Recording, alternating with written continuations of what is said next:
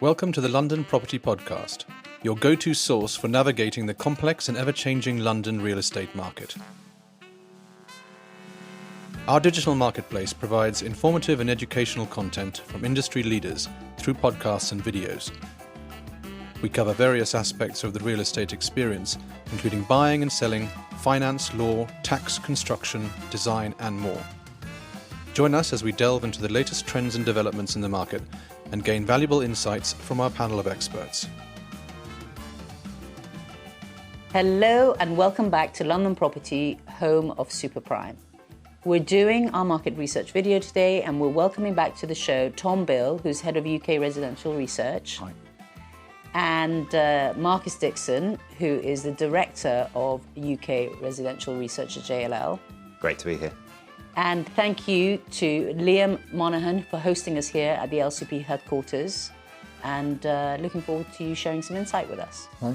I'm going to move straight on to the second part of our discussion, which is, as I said, what I like to call the rental dilemma. It seems that all headlines are, we've all been waiting for this to happen, because obviously we know the tax changes were introduced back, in 2000. They actually came into happening, but they were announced, I don't know what it was, 5, 6, 7 years before that. But basically what is happening is that the sort of individual landlords are leaving the market, being forced to leave the market. There is a shortage of rental stock. Prices are going up. What's going to happen? I understand that, when you're going into different zones, people have the ability to build to rent. But what on earth is going to happen in prime central London, once you've run out of the big estates portfolios? What's going to be the solution? I guess that one of the challenges that we have is that landlords have always left the market. There's always been reasons why landlords have sold property. The challenge that we have at the moment is that there's not necessarily the volume of new landlords coming into the market to replace those that are leaving, which historically is what's generally happened. There's been a bit of a churn, but we've seen new buy-to-let landlords coming in. Obviously, in terms of tax,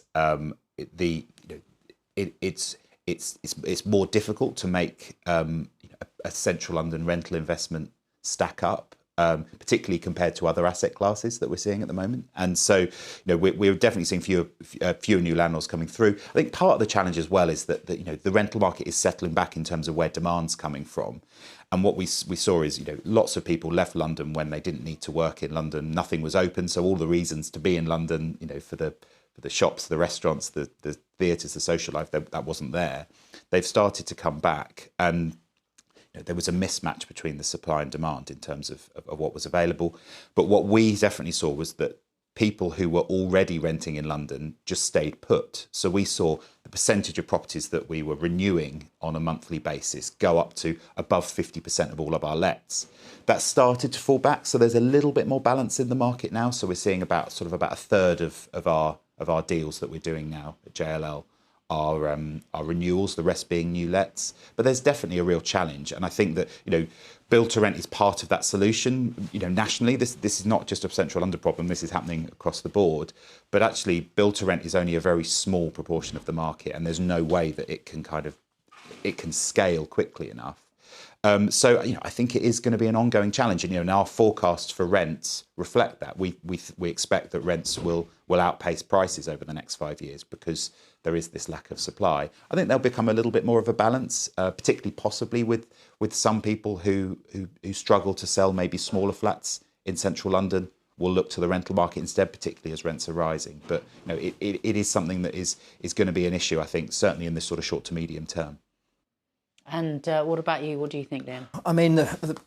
The rental market does need a bit more regulation. There is obviously room for improvement, but however, isolating the private or individual accidental landlord isn't going to help a first-time buyer get onto the ladder. And I think the whole idea of it is only going to slightly make the situation worse. It's going to reduce the amount of supply. As Marcus said, if landlords look to leave the market, which will always happen naturally, it's convincing people to come back in and take those properties can be quite challenging. But that can always be dealt with by having good management, by making sure properties are looked after by buying properties and refurbishing them and bring them up to quality that a renter will like and like to stay with, and you won't have as many issues going forward. So I do feel there are improvements to be made, and providing you've got a good property manager, a legitimate company to look after those, it shouldn't be too hard to manage.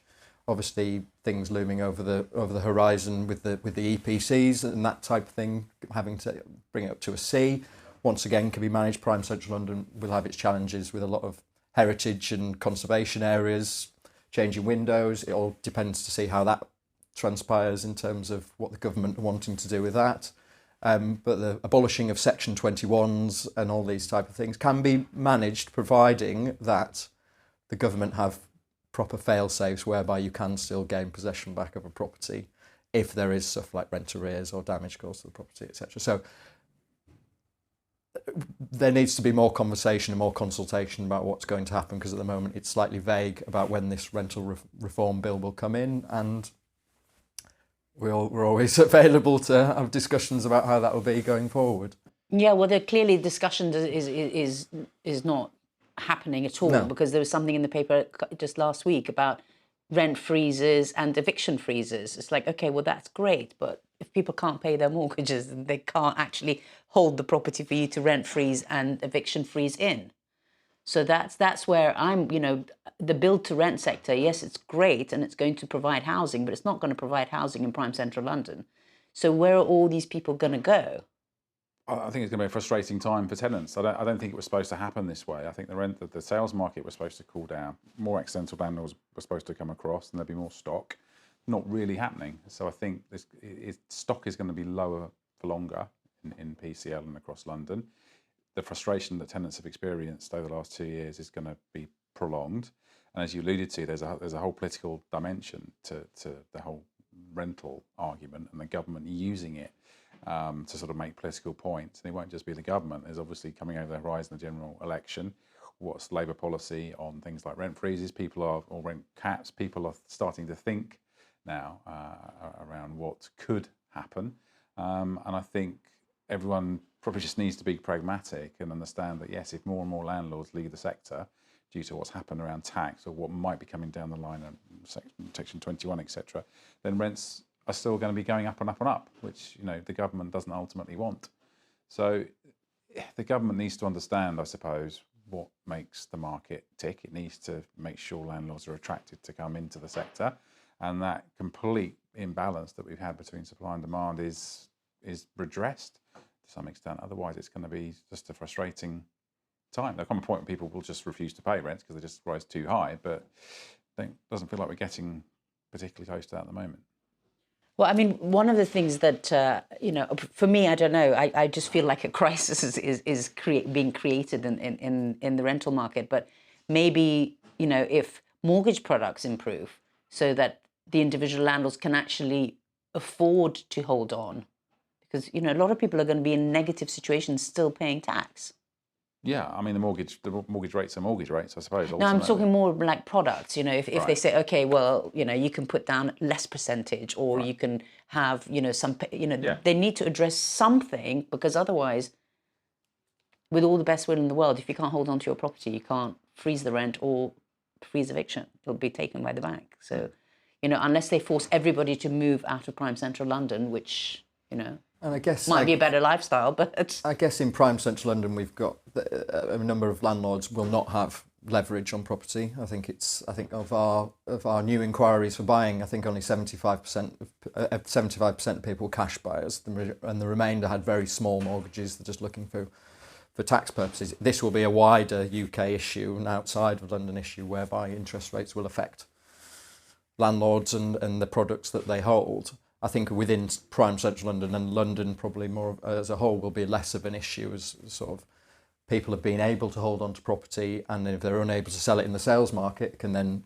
look to put it on the rental market. So it'd be moving more towards a kind of medium long-term investor and getting rid of the accidentals and getting rid of the sort of more short-term players, I guess, when it comes to... I think accidental landlords will still be needed. Yeah. You'll still need to have that kind of fluidity, and I'm sure a lot of lettings agents are waiting for the sales market to cool down. and get more stock on. I think there needs to be that sort of movement across. But the government's treated it. It's had a highly political kind of dimension to it, and it hasn't really worked. What the government's tried to do in the headlines, it's the same with how many houses it wants to build. The government doesn't build houses; the house builders do. There's a sort of it gets in the way, and the results are frequently not those that are actually desired to happen. Okay, well, thank you very much for all of you to come talk to us again, and we look forward to catching up with you soon in the next episodes. Thank you. Thanks a lot. Thanks for tuning in to our latest episode of the London Property Podcast. Head over to our website where you can browse our exclusive network of top experts driving the market. As a member, you'll have direct access to our experts and their networks. Our award-winning content will help you choose the right professionals for your needs and make informed decisions about your investments. Personal recommendations are a powerful tool in connecting with trusted professionals. Let us introduce you to the right people to help you achieve your real estate goals. Contact us now to learn more about becoming a member and gaining access to these valuable resources, or joining our directory of experts.